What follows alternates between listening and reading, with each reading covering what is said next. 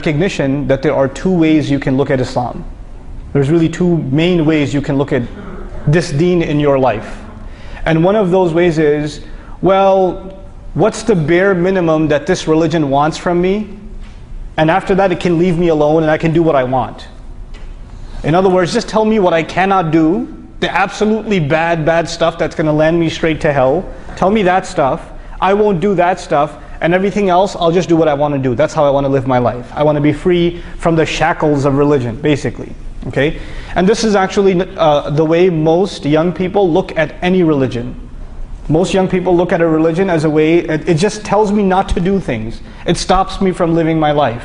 Right? Be it, strict or conservative Christianity or Judaism or even conservative, aspects of Islam or whatever. Whatever it may be, it's keeping me back from, living it up, so to speak, And high school is being pushed, and it's been pushed forever, as the golden years of your life. That's when you really should be partying. How many high school movies do they make, right? About how you should be going and doing whatever you possibly can in high school, because after that real life sets in or whatever. On the other end, there's another way of looking at Islam. And the other way of looking at Islam is that we were given this gift of Islam, not chains. Islam is not chains that are shackling us.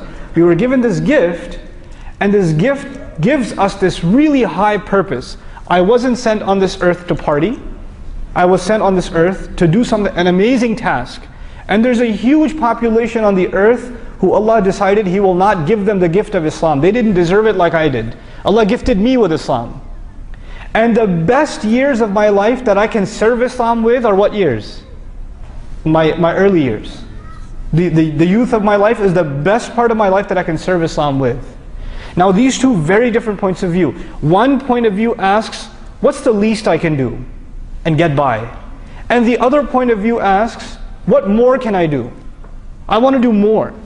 I want to help other people see how awesome this deen is, etc. And what I've come to realize is, if I use sports terminology for a second, you know how we talk about defense and offense?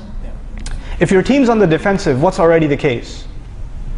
When your team, whether you're playing football or basketball or whatever, if you're on the defense, what seems to be the case? You don't have possession. The other side does, right? And if you're on defense most of the time, that's a pretty good indication that you are winning or losing the game. You're losing. Because you're constantly on the defensive. That's how you are in basketball, aren't you? Right, that's how I'm on defense, yeah. So that's why this happened. But anyway, this idea of holding back and saying we just have to at least defend a few of the things that Islam wants us to, and the rest of it, we can let go. What you're asking for is eventual failure. You're gonna start making the list of things, the no-nos. You're gonna make that list shorter and shorter and shorter until there's nothing left. On the other hand, the winning attitude is really offensive. What more can I do? And I want to give you, I've given this example in a khutbah here before. I want to share that example with you.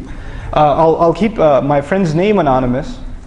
But he went to high school, and before he went to high school, he was in a Hifz program.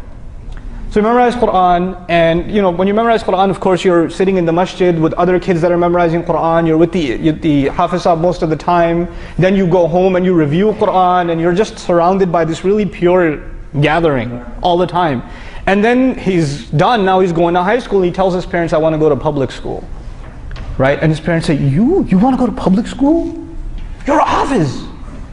You can't go to that terrible environment. You're going to get all messed up. And you know what he says? He says, well, I just learned Allah's book. And the people who need to hear about Allah's book the most are the people in high school. They have to know what this is. I feel responsible. Why should I hide what I have? I feel a responsibility to share. I feel bad for those people, right? So they put him in public high school. By the time he graduated high school, 16 kids had taken Shahada. 16 kids had taken Shahada. Now, what I'm talking about here is an attitude not of defense, but of what? Of offense. You see yourself as having something superior. So when I'm talking, especially young people nowadays, I feel like I'm putting you guys on the spot. I don't know for sure, but I guess I'm going to stereotype. A lot of you, you're not proud of Islam. You're not proud of it. Like this is it, man. Everything else, I feel sorry for these people. Instead, what's happening to our girls, our daughters, is when they see some girl dressed a certain way, they say, oh, I wish I could dress like that. Too bad it's haram. Right? We see other, kids, boys, they're doing all kinds of things that we say, oh, yeah, my parents wouldn't let me do that. It's apparently not allowed.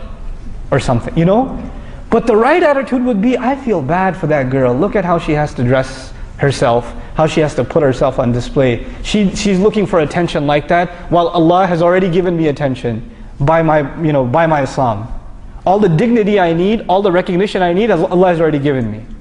Why do people do the kinds of ignorant things they do? You know what they're looking for? Is attention and respect. If you really have Islam, you're not looking for it anywhere else. You already got it. And when you find other people pathetically searching for it in other things, you can actually look down on them and say, I feel bad for you. Let me show you something better you can aspire to,